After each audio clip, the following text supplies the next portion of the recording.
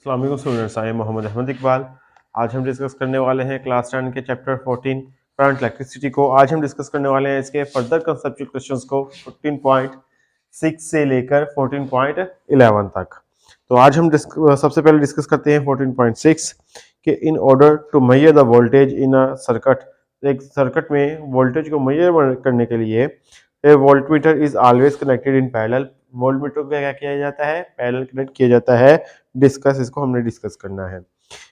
अब ये क्या है कि हमारे पास एक वोल्टमीटर है। जब भी हम इसको मेजर करते हैं तो ये सर्किट में क्या किया जाता है? पैरेलल कनेक्ट किया जाता है, सीरीज में कनेक्ट नहीं किया जाता है। इसकी रीजन क्या है? इसकी रीजन सिंपल सी हमारे पास ये है कि वोल्टमीटर की जो रेजिस्टेंस होती है वो क्या होती है? बहुत ही हाई होती है, बहुत ज्यादा हाई रेजिस्टेंस होती है।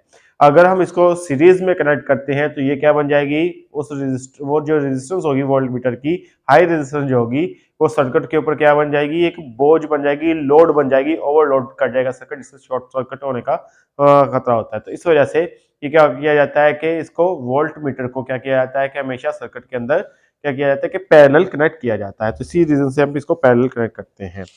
नेक्स्ट कंसेप्चुअल क्वेश्चन है हमारे पास है 14.17 है। कहता है कि how many watt hours are there in 1000 joules. यानी कि हमारे पास 1000 जॉल में कितने वाट आवर होंगे, इसको हमने क्या करना है? प्रूव करना है। तो सबसे पहले हम देखते हैं कि हमारे पास क्या हो जाएगा।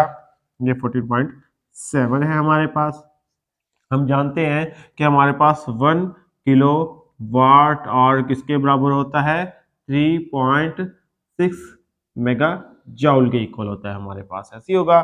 मेगा कितना होता है हमारे पास? 3.6 हो गया। मेगा कितना होगा? 10 की पावर 6 हो जाएगा। ये क्या हो जाएगा? इक्वल टू जॉल हो जाएगा। अब ये क्या हो जाएगा हमारे पास? 1 किलोवाट के इक्वल हो जाएगा। अब आगे नेक्स्ट क्या करेंगे? इसको हम सेपरेट कर देते हैं किलो किलो में। कैसे हो जाएगा? 3.6 मल्टीप्लाई बाय 10 की पावर 3 हो जाएगी। फिर क्या हो जाएगी? 10 की पावर 3 साथ क्या आ जाएगा? जॉल आ जाएगा। अब ये क्या होता है कि 10 की पावर 3 क्या होती है हमारे पास? 1000 होती है। तो ये क्या होगी हमारे पास? ये इधर आके क्या आ जाएगी? इसके नीचे डिवाइड हो जाएगी। तो ये सिंप्लीफाई हम करेंगे इसको। ये क्या आ जाएगा? 1 किलो वाट आवर लिख देते हैं। तो ये नीचे आके इसके क्या हो जाएगा? डिवाइड होगा। तो ये क्या आ जाएगा? 1 किलो वाट और डिवाइडेड बाय 3.6 मल्टीप्लाई बाय 10 की पावर 3 आ गई है। साथ इज इक्वल टू क्या आ गया है? 1000 जॉल है।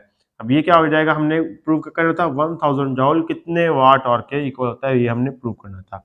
अब ये देखेंगे किलो क्या होता है? 10 की पावर 3 होती है। तो ये हमारे पास क्या आ जाएगा? 1 मल्टीप्लाई बाय 10 की पावर 3 हो जाएगी। 7 बटे में क्या आ जाएगा? 3.6 10 की पावर क्या आ जाएगी? 3। साथ क्या आ जाएगा हमारे पास? वाट आर आ जाएगा। तो ये क्या आ जाएगा हमारे पास? 1000 जॉल हो जाएगा।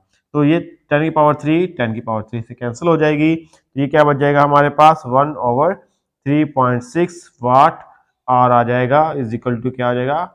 1000 जॉल आ जाएगा। इसको यहाँ पे तरतीब दे लेते हैं हम। ये 1000 जॉल आ जाएगा हमारे पास। इसको कैलकुलेट करेंगे। कैलकुलेट करने के बाद हमारे पास आंसर क्या आएगा? 2.28 वाट आर आ जाएगा।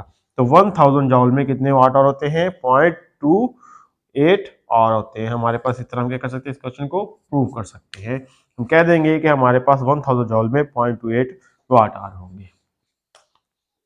नेक्स्ट हमारे पास कंसेप्चुअल क्वेश्चन है कि 14.8 है कि फ्रॉम योर एक्सपीरियंस, आपके एक्सपीरियंस में इन वाचिंग कार्स, जब कार को देखते हैं on the road at night, रात के वक्त रोड के ऊपर, are automobile head lamp connected in series और पैरेलल, कि जो मोबाइल के ऑटोमोबाइल्स होते हैं यानी कि जो गाड़ियां होती हैं, इनके जो हेड लैम्प होते हैं यानी कि हेडलाइट्स जो होती हैं, हम कहते हैं कि वो क्या होती हैं? सीरीज में कनेक्टेड होती हैं या फिर पैरेलल कनेक्टेड होती हैं। अब अक्सर आप लोगों ने इस चीज़ को एक्सपीरियंस किया होगा कि हमारे पास एक गाड़ियां होती हैं और रात को जल रही हैं गाड़ियां, उसकी हेडलाइट्स हेडलैम्प्स क्या होते हैं? रोशन है, ब्राइट है, तो लाइट चल रही है उसमें। तो अक्सर क्या होता है कि कभी एक हेडलाइट खराब हो जाती है, लेकिन उससे क्या होता है कि दूसरी हेडलाइट क्या होती है? रोशन ही रहती है। यानी कि कभी एक खराब होगी तो दूसरी और रोशन होगी। ये नहीं होता कि एक खराब होगी तो उसके साथ ही दूसरी बंद हो जाती है, ऐसा बिल्कुल भी नहीं होता है। इसकी रीजन क्या है कि वो क्या होती है? पैरेलल कनेक्टेड होते हैं हमारे पास। अगर पैरेलल है कि एक वर्क करना छोड़ दिया तो दूसरा वर्क करना क्या कर देगा? शुरू वर्क करना छोड़ेगा नहीं, बल्कि वो अपना वर्क करेगा, हेडलैम्प होगा। अगर सीरीज में होते तो वो क्या करते हैं कि अगर एक वर्क करना छोड़ देता तो दूसरा ऑटोमेटिकली क्या हो जाता, वर्क करना बंद कर देता। तो इसीलिए ये हम कह देंगे कि जो ऑटोमोबाइल होते हैं, गाड़ियां जो होती हैं, उनकी जो हेडलैम्प होते हैं वो क्या होते हैं, सीरीज में कनेक्टेड होते हैं, पैरेलल में कनेक्टेड होते हैं, सॉरी ये क्या होते हैं, पैरेलल में कनेक्टेड होते हैं। तो अब ये क्या आ जाएगा हमारे पास, नेक्स्ट क्वेश्चन है 14.9 है कि a certain flashlight can use 10 ohm bulb, यानी कि एक फ्लैश लाइट है जो कितना यूज कर रही है, 10 ओहम बल्ब यूज कर रही है, और 5 ओहम बल्ब, या फिर एक हमारे पास है उसको 5 ओहम बल्ब को यूज कर रही है। Which bulb should use to get brighter light, कौन सी जो हमारे पास होगी जिसकी क्या होगी, ब्राइटर लाइट होगी। अभी क्या है कि हमारे पास एक फ्लैश लाइट है जिसकी रेजिस्टेंस क्या है, 10 ओहम है, और क्या एक क्या है, 5 ओहम है। अब जिसकी ये क्या हो जाएगा हमारे पास, ब्राइटनेस के साथ क्या आ जाएगा कि जिसकी रेजिस्टेंस कम होगी हमारे पास है उसका क्या हो जाएगी, ब्राइटनेस ज्यादा होगी, और जिसकी कम ज्यादा होगी उसकी ब्राइटनेस कम होगी, तो हमारे पास ये आ जाएगा। अब इसी बल्ब का क्या हमारे पास है, यानी कि 10 ओहम जो होगी उसकी रेजिस्टेंस ज्यादा है तो उसकी ब्राइटनेस क्या होगी, कम होगी हमारे पास है, जबकि 5 ओहम होगी तो उसकी रेजिस्टेंस कम है तो उसकी ब्राइटनेस क्या होगी, ज्यादा होगी।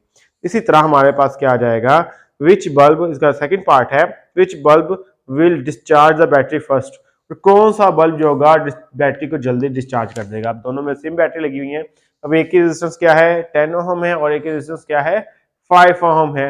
अब ये क्या हो जाएगा, जिसकी रेजिस्टेंस, ये तो डायरेक्ट रिलेशन आ गया कि जिसकी रेजिस्टेंस ज्यादा होगी वो ज्यादा बैटरी को जल्दी डिस्चार्ज करेगा, तो 10 ओहम ज्यादा जल्दी डिस्चार्ज कर देगा, और निस्बत उसके की जो क्या होगा हमारे पास 5 ओहम होगा। नेक्स्ट सब्स्टिट्यूशन हमारे पास है 14.10 है, is it is impractical to connect a electric bulb and electric heater in series, why, यानी कि ये इम्प्रैक्टिकल है, ये मुमकिन नहीं है कि एक इलेक्ट्रिक बल्ब को और इलेक्ट्रिक हीटर को क्या करना, सीरीज में कनेक्ट करना, ऐसा क्यों है। इसकी रीजन क्या है कि इलेक्ट्रिक बल्ब, इलेक्ट्रिक जो हीटर होते हैं, इनकी रेजिस्टेंस क्या होती है, बहुत ही ज्यादा हाई होती है। इसकी ये आ जाएगा, जब हम दोनों को एक सीरीज में कनेक्ट करेंगे तो इनकी इक्विवेलेंट रेजिस्टेंस क्या हो जाएगी, बहुत ही ज्यादा हाई हो जाएगी, क्योंकि दोनों की रेजिस्टेंस क्या हो जाएगी, सम हो जाएगी, बहुत ज्यादा हाई हो जाएगी। इस वजह से ये क्या करेगा, ये सर्किट क्या हो जाएगा, ओवरलोड हो जाएगा, और ये क्या हो जाएगा, शॉर्ट सर्किट होने का भी चांसेस होते हैं।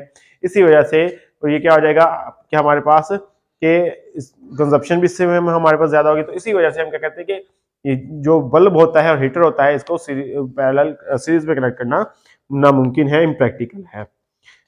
नेक्स्ट हमारे पास है लास्ट क्वेश्चन 14.11 है, does a fuse in a circuit control the potential difference और करंट, कि क्या एक फ्यूज है जो सर्किट में वो क्या करता है, पोटेंशियल डिफरेंस को कंट्रोल करता है या फिर करंट को कंट्रोल करता है। हमारे पास फ्यूज क्या चीज होती है, एक्चुअली एक वायर होती है हमारे पास है, जिसकी क्या होती है, जो क्या होता है कि वो बहुत ज्यादा लोड को बर्दाश्त कर सकती है। इस तरह जैसे ही इसमें से और ज्यादा करंट या पोटेंशियल डिफरेंस क्रॉस करता है तो वो क्या होती है, वो ज्यादा रेजिस्टेंस की वजह से, इसकी रेजिस्टेंस ज्यादा होती है तो वो क्या होती है, पिघल जाती है, और वो क्या कर देती है, सर्किट इनकम्प्लीट हो जाता है। तो तार जो वायर होती है, तो इसी वजह से फ्यूज क्या होता है, बचा लेता है। तो हमारे पास ये दोनों को ही करता है, इसीलिए हम कह देंगे कि हमारे पास करंट और जो पोटेंशियल डिफरेंस है जैसे इंक्रीज होगा इनको कंट्रोल कर लेगा। ये थे हमारे पास आज के क्वेश्चंस। आई होप आपको समझ आई होगी। आज के लिए इतना काफी है। अल्लाह हाफिज।